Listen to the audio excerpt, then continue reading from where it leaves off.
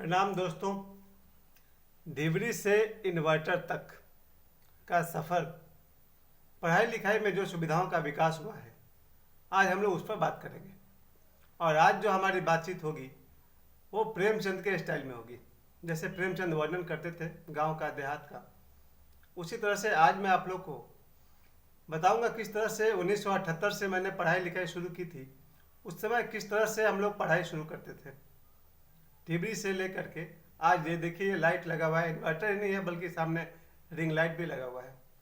लेकिन यहाँ तक पहुँचने में ये जो लगभग 40 साल लगे हैं, 45 साल लगे हैं, इस विकास को मेरे कई दर्शक हैं जो नहीं सुने होंगे और नहीं देखे होंगे। लेकिन हमारे कुछ दर्शक ऐसे भी होंगे जो इस दौड़ के न सिर्फ साक्षी थे बल्कि भागीदार भी थे। तो प्यारे दोस्तों, आज हम लोग बात करेंगे ढिबरी से इन्वर्टर तक। ये शुरुआत मुझे याद है, यहाँ तक मेरा जन्म 1973 में हुआ था, 1973 में हुआ था। और 1978 से 5 वर्ष की उम्र से मैंने पढ़ना लिखना शुरू किया। तब मेरे पास पढ़ाई के सुविधा के नाम पर डिबरी हुआ करता था। ये 1978 की बात है। मैं छपरा जिला बिहार का रहने वाला हूँ। तो छपरा जिला में मोथा रामपुर एक छोटा सा गांव है। वहाँ मेरा जन्म और मेरी प्राथमिक शिक्षा वहीं से शुरू होती है। तो मेरे घर में जो पढ़ने के लिए सुविधा थी उसमें एक डिबरी हुआ करता था। डिबरी मतलब शीशे का एक छोटा सा बोतल है, 4-5 इंच का होता है या उससे बड़ा हो सकता है। उसमें केरोसिन तेल डुबा देते हैं और एक उसमें से एक कपड़े का बना हुआ होता है जिससे होते हुए हम लोग उसको जलाते थे। तो डिबरी जला करके शाम को माँ उसी लाइट में खाना बनाती थी और फिर पढ़ने के लिए हम लोग के सामने रख देती थी। मैं आज गरीबी के बारे में नहीं बता रहा हूँ, मैं ये कह रहा हूँ कि उस समय वही सुविधा थी। पैसे थे या नहीं थे वो तो दूसरी बात है, पैसे भी कम थे लोगों के पास, लेकिन सुविधा के नाम पर ये डिबरी से हमने पढ़ाई शुरू की।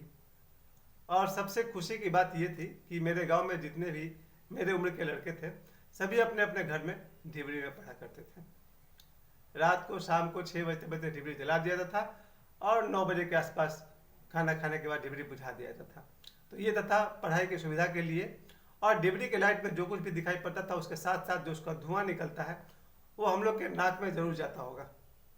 चलिए, दूसरी बात कि जब हम लोग स्कूल जाते थे, 1978 की बात है, जब मैं पहला क्लास में रहा हूँ, तो जो स्कूल जाते थे, मेरे गांव का जो सरकारी स्कूल था उसमें दरवाज़ा एक ऑफिस में था और किसी में दरवाज़ा भी नहीं था, खिड़की भी नहीं था। मतलब ओपन स्कूल, दरवाज़ा भी नहीं है और खिड़की भी नहीं है। और उस समय का सरकारी स्कूल की बात है। और बैठने के लिए घर से एक हम लोग बोरा लेकर जाते थे और उस बोरा को बिछाकर उस पर बैठते थे और पढ़ाई होती थी। लेकिन पढ़ाई इतनी अच्छी हुई है कि मुझे आज तक गर्व है कि जो पढ़ाई हमको मिला उस समय एक प्रोसेस था, उसको बोलते थे श्रुत लेख, सुनकर लिखो। तो उसमें एक जरूरी काम हम लोग का होता था हिंदी में खास करके, कि टीचर जो है वो कोई वर्ड बोलेंगे, शब्द बोलेंगे, वो हम लोग को लिखना है। श्रुतलेख रोज 10 वर्ड लिखवाया जाता था, जिसके कारण साल 2 साल 3 साल में आज मेरी हिंदी बहुत बेहतर है। तो मेरी हिंदी अगर अच्छी है तो श्रुतलेख के कारण है।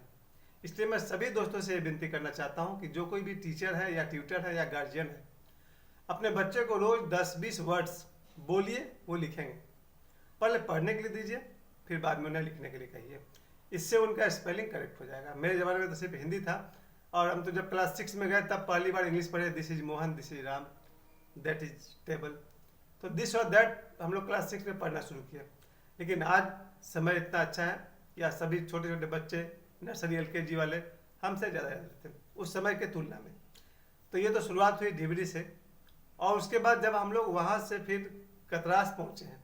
हाँ, एक अच्छी बात थी कि जो गांव का हमारा स्कूल था उसमें जो गांव का टीचर थे वो शाम को घुमा करते थे और पता लगाते रहते थे कौन बच्चा पढ़ रहा, कौन बच्चा नहीं पढ़ रहा। और जो बच्चा नहीं पढ़ रहा अगले दिन स्कूल में या गांव में वहीं पर टीचर उसकी खबर लेते थे। वो ज़माना बहुत सुंदर था जब एक एक टीचर अपने गांव का में घूम घूम कर शाम को देखते थे कि बच्चे पढ़ रहे हैं या नहीं पढ़ रहे। और दूसरी बात अच्छी थी पूरे गांव के लोग सभी बच्चे का ध्यान रखते थे। सभी गांव के लोग हमारे गार्जियन हुआ करते थे। कोई भी कहीं भी पढ़ाई का सवाल पूछ सकता था और नहीं बताने पर उनको आता होगा तो बता देते थे। तो पूरे गांव ने मिलकर के हम लोग को पढ़ाया, ऐसा कहना उचित होगा। जिसकी जितनी हैसियत थी, जिसकी जितनी जानकारी थी, वो गांव के लोग हम लोग से सवाल पूछते थे और हम लोग जवाब देते थे, नहीं देते थे तो फिर वो बताते थे। आज 2023 में वैसी सुविधा मुझे तो देखने को नहीं मिल रही। वहाँ से हम लोग फिर आगे बढ़ कर के 1981 के आसपास में 1981 हम लोग आ गए थे धनबाद, कतरास में रहते थे। कतरास में चलिए स्कूल की सुविधा तो ये थी कि जो रेलवे का स्कूल था उसमें दरवाजे भी हैं, खिड़कियाँ भी हैं और बैठने के लिए बेंच और डेस्क भी है। वो सुविधा तो हम लोग को मिल गई। लेकिन शाम होते ही जो सिंगल क्वार्टर हुआ करते थे, एक रूम वाले, उसमें बिजली की व्यवस्था नहीं थी। यानी कि फिर वही बात 1981 में जब मैं क्लास 4 के आसपास रहा होऊंगा, जब मैं शाम को पढ़ने बैठता था तो फिर वही डिबरी, एक लकड़ी का पटरा होता था और डिबरी जला करके बीच में रख दिया था और मैं और मेरे बड़े भाई हम लोग वहीं बैठ कर पढ़ा करते थे। और मेरे पिताजी रोज शाम को हम लोग को 6 बजे से लेकर के 8 बजे तक, 9 बजे तक रोज पढ़ाया करते थे, क्योंकि उस समय तक क्लास 3-4 तक पढ़ाना उनके लिए कोई बड़ी बात नहीं थी। तो ये बात ये है कि उस जमाने की सबसे सुंदर बात यह है कि सुबह भी पिताजी पढ़ाते थे, पूरे मोहल्ले के 10 लड़कों को बुला करके, ट्यूशन जैसा ही था लेकिन पैसा नहीं लेते थे। एक चबूतरा उन्होंने बनवाया था 1980 के आसपास में, जो आज 2023 में भी उसी तरह है। उसी चबूतरा पर मोहल्ले के सभी लड़के बैठते थे और मेरे पिताजी सबको पढ़ाया करते थे। तो ये सुबह की पढ़ाई पिताजी के द्वारा। दोपहर में ड्यूटी से जब 12 बजे लौटते थे पिताजी, तो जो उन्होंने हम लोग को होमवर्क दिया था, 1 पेज राइटिंग हिंदी में और 1 पेज इंग्लिश में लिख के दो, ये मेरा समझिए कि पढ़ाई का बैकबोन बन गया। आज अगर मेरी हिंदी या मेरी इंग्लिश थोड़ी भी अच्छी है तो उसके पीछे पिताजी का ये मेहनत है कि जब वो सुबह ड्यूटी जाते थे तो हम लोग को बोल के जाते थे कि 1 पेज हिंदी में और 1 पेज इंग्लिश में राइटिंग लिख कर रखना। और वो दोपहर में 12 बजे जब लौटते थे खाना खाने के लिए और 2 बजे तक रुकते थे शायद, या 1 घंटा का ब्रेक था उनका, उस बीच वो खाना भी खाते थे, हम लोग का होमवर्क चेक भी करते थे और फिर शाम को जब पिताजी 5 बजे ड्यूटी से लौटेंगे तो 6 बजे के बाद फिर पढ़ाने बैठ जाते थे। ये था हम लोग का शिक्षा के सुविधा का आगे बढ़ना। कतरास में बिल्कुल जब हम लोग कतरास छोड़ने वाले थे 1982 में, तो बिजली तो लग गया था, सिर्फ बल्ब, पंखा नहीं था। याद कीजिए जिस जमाने की मैं बात कर रहा हूँ जहाँ डिबरी है, जाहिर बात है वहाँ बिजली नहीं है तो पंखा भी नहीं है। फिर जब कतरास में आए तो डिबरी है, पंखा नहीं है और लाइन बिजली का इंतजाम हुआ तो लाइट तो मिला लेकिन पंखा नहीं था। और लाइट कब आएगा कब जाएगा उसका कोई नहीं जानता है। फिर विकास में आगे बढ़िए। एक और बात मैं बता दूं कि जब हम लोग क्लास 1 में थे, उस जमाने में जो लिखने का तरीका था वो उस पर गौर कीजिएगा।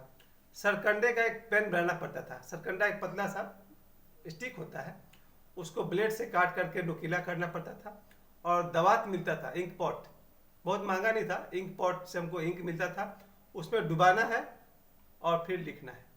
जो हम लोग राइटिंग लिखते थे या स्कूल का जितना ही पढ़ाई किया है क्लास 1 से 5 तक, सभी बच्चे को उसी से लिखना है। सरकंडे की कलम को इंक पॉट में डुबाइए और लिखिए।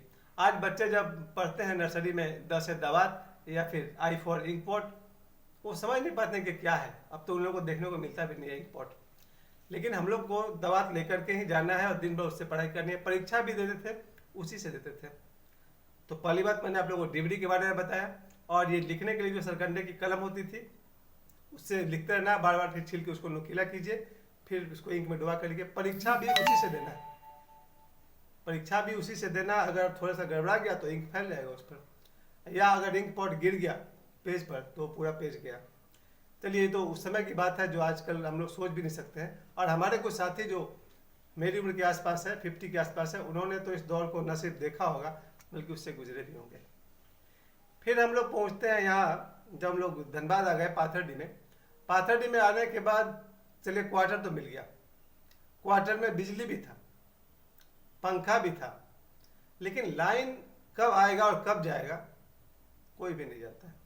स्टूडेंट को, विद्यार्थी को पढ़ने के लिए अगर 6 बजे पढ़ने बैठे हैं और लाइन कट जाए तो पढ़ाई के समय में 6 बजे से 9 बजे के बीच में जब लाइन कट जाता है तो स्टूडेंट्स पढ़ेगा क्या, होमवर्क क्या बनाएगा। उसको हर सब्जेक्ट में होमवर्क मिला हुआ है और बच्चा स्कूल से लौटा हो तो ये बहुत बड़ी बात है। इस पर तो खैर मैं कुछ कर नहीं सकता हूँ। ऐसा होना चाहिए सुविधा के शाम होने के बाद 6 बजे से लेकर 9 बजे तक जो स्टडी का टाइम है उसमें लाइन रहना चाहिए था। लेकिन हम लोगों ने उस दौर को भी देखा पंखा भी है, लाइट भी है, और लाइन कब कट जाएगा अब इंतज़ार करते रहिए या फिर दोबारा। लेकिन मैं याद करता हूँ कि जब हम लोग क्लास 5-6 में आ गए हैं, वहाँ से आया लालटेन का ज़माना। अब डिबरी हट गया, लालटेन आया। लालटेन को रोज़ उसके ग्लास को शाम को हम लोग 6 बजते बजते साफ कर लेते थे, एवरी डे, राख से, कोयले की राख से या कैसे भी उसको साफ करते थे। और रोज, लगभग रोज हम लोग का उंगली यहाँ से कट जाता था, उसको कपड़ा लगा करके साफ करना पड़ता था। कभी न कभी लगता था, या फिर थोड़ी सी मिस्टेक हो गई तो गिर के फूटा, तो समझिए सप्ताह में एक बार तो फूटना ही है। उसका दाम भी उस जमाने में 2-3 रुपया था, वो माता पिता को भाई भारी पड़ता था। साफ हम लोगों को करना है, रोज लालटेन को साफ करना है, उसके शीशा को साफ करना है। उस दौरान या तो उंगली कटेगा या वो गिर के फूटेगा। वो संघर्ष के दौर को आज मैं आप लोग को याद दिलाना चाहता हूँ। फिर आया लैंप, जो लालटेन के बाद में आया था। लैंप जो आया उसका भी वही सिस्टम है, लैंप है, वो कांच का ग्लास लगा हुआ है, उसके भी ग्लास को कैसे कैसे हाथ घुसा कर साफ करना है। अभी तो हाथ घुसेगा भी नहीं उसमें, लेकिन हम लोग बच्चे का हाथ था, कहीं से भी घुस जाएगा और कपड़ा लेकर साफ करते थे। तो ये जब तक हम लोग 10 में पहुंचे हैं वहां तक, क्योंकि लाइन कहीं भी कट जाए तो लालटेन और लैंप हम लोग का साथ देता चला गया।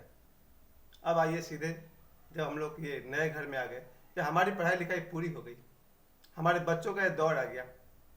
अब यहाँ देखिए कि मेरे घर में या आप सभी के घर में, अधिकतम लोग घर में इन्वर्टर लगा हुआ है। डीवीडी से शुरू हुई, आज मेरे बच्चे इन्वर्टर में हैं। 24 घंटा नॉन स्टॉप इलेक्ट्रिसिटी अवेलेबल है। पढ़ाई की सुविधा अब अवेलेबल है। अब तो न लाइन कटने का झमेला है और न पंखा के रुकने का सवाल है। आज सुविधा के नाम पर बच्चों के पास सब कुछ है।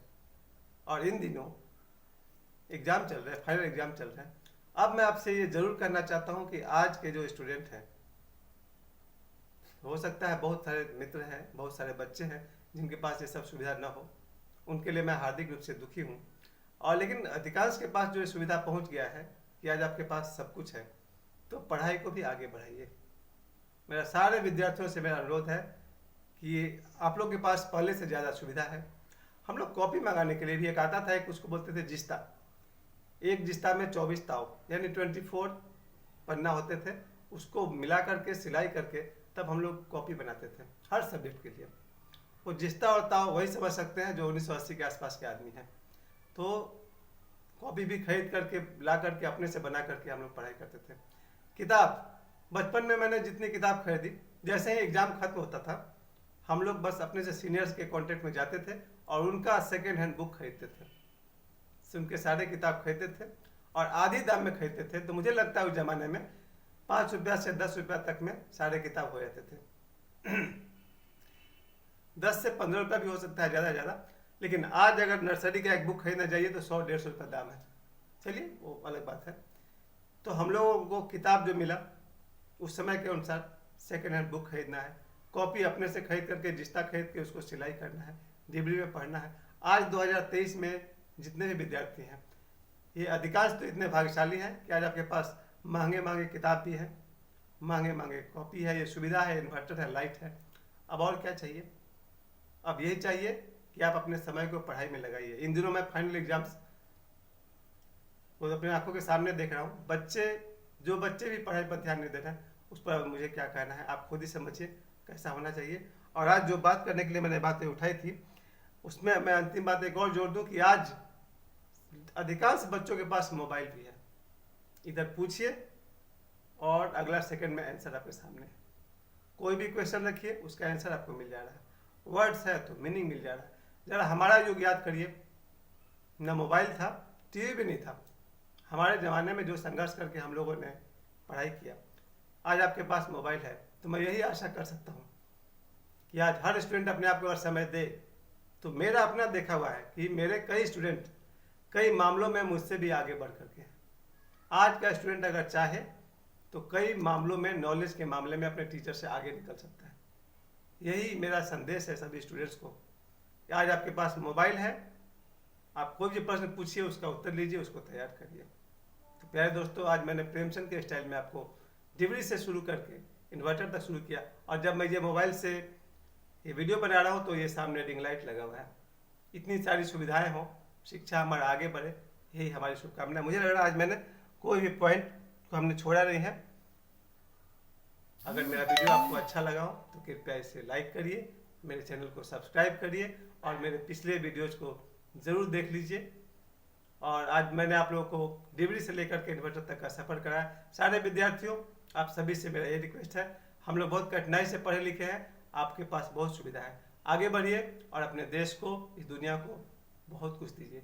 शिक्षा का सबसे बड़ा लाभ यही है कि जितनी सुंदर दुनिया भगवान ने बनाई है, हम उसको और भी सुंदर बना सकते हैं। बहुत बहुत धन्यवाद।